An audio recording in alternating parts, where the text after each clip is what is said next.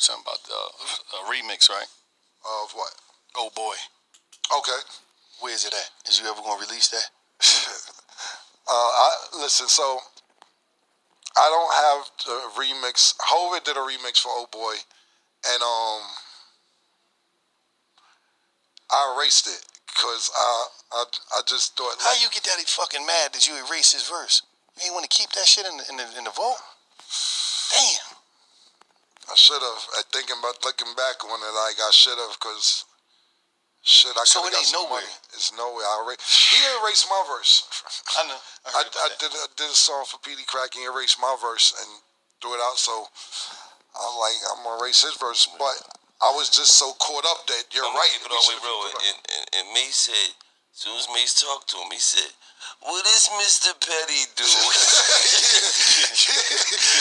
That's they call, because I'm very, very petty, man. But looking back on that, you made a great point.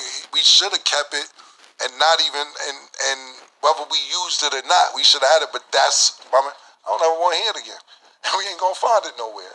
Erase it. You know what I'm saying? And that was just my mentality at the time.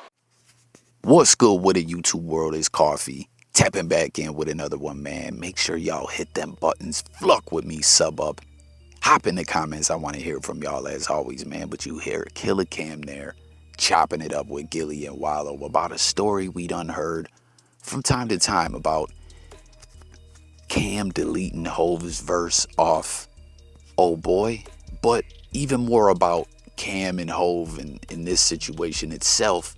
It kind of speaks to the tension and beef and friction that was going on, you know, within Roc-A-Fella, ultimately leading up to the split. You know what I mean? Because it was wild, you know, to look back on the way that whole situation played out. Like when it first happened, me personally, y'all let me know how you took the news and how it all felt to you when it happened. I was like, damn, how did this happen with The Roc? You know what I mean? Because as a fan of hip hop and in the music, you know what I mean? When I hear of artists touching down with a different label, signing, or, you know, whatever the case may be, I think of the possible collaborations that we're going to see in the future, you know? And back when Cam signed with The Roc, I was like, this is going to be so lit, you know? Like, it just seemed like an untouchable empire, a dynasty that was never going to end. But, you know, obviously we know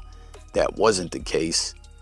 There was all kind of different internal beefs going on. And, you know, obviously to this day, Jay-Z and Dame still don't really fluck with each other. Although Jay did, you know, mention Dame recently when he got honored with some kind of award or whatever. He did mention Dame Dash, but he still goes to every length to let Dame know it's fuck you, you know, like all that stuff we saw with the Reasonable Doubt anniversary and different things that was going on.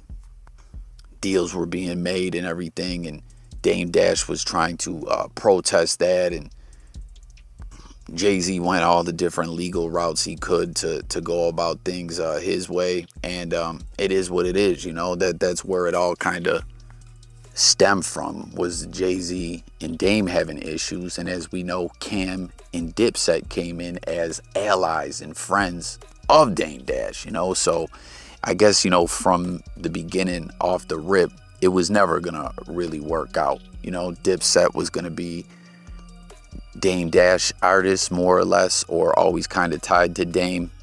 And through that, things were gonna always play out this kind of way. You know, you heard Cam mentioning about Jay deleting a verse of his off a PD Crack project. There's another story we've heard about Beanie Siegel breaking someone's CD or something like that. I forget who, or no, I think that is the actual PD Crack situation. PD Crack was like happy that he had this Cam verse, and Beanie Siegel just smashed the CD or whatever. And then when he went to try to listen to it later or whatnot, he found out that it was straight up deleted out the archives or whatever, just like what we're talking about Killer Cam did here. What's kind of crazy about all this, that even though there was these little different beefs and feuds going on, that you know, this stuff wasn't saved in the cut, in the vault, to come out at another time. Like, think about that now, guys, that if all this time later, all these years down the road, the Old Boy remix with Jay-Z on it did come out. That would be crazy. That would be an iconic historical moment, but it'd never happen because that's how deep, Ish was running. Motherfuckers were just straight deleting stuff, like, again, when Cam did sign to The Roc, I was like excited thinking about all these possible collaborations, as I stated in the beginning of this video. And I think the only thing we ever got was Welcome to New York City, which was a banger, a classic track. I fuck with it heavy, but there could have been so many more. But, coulda, woulda, shoulda. At the end of the day, does it amount to anything, right? Now, as you can see from some of the different clips and stuff like that in this video, when the beef really started, there was the split. Some people went with Jay, some people went with Cam.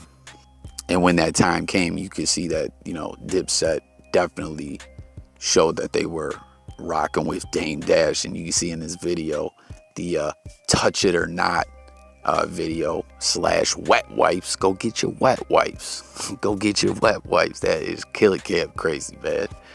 Cam got at Jay hard with JJ Evans, R.I.P. In there is the Jay-Z look-alike. He had on county jail flip-flops with his crusty feet out and everything. It was crazy. That was like a hard diss. Comment, y'all, if you guys remember that when all that was going on. When I first seen that, I said, oh, man, Cam going at Hove hard. Jay-Z felt that one. For sure. That's something we've found out about Jay-Z, is he definitely gets extra petty with it himself. And I'm sure he probably still feels some kind of way about all that to Killer Cam and everything. It's crazy, too. Something we found out, I think it was on Drink Champs. I can't remember where exactly Cam did the interview. I believe it was Drink Champs, though. Comment if y'all remember, where Cam was talking about a lot of the music that he made with Dipset.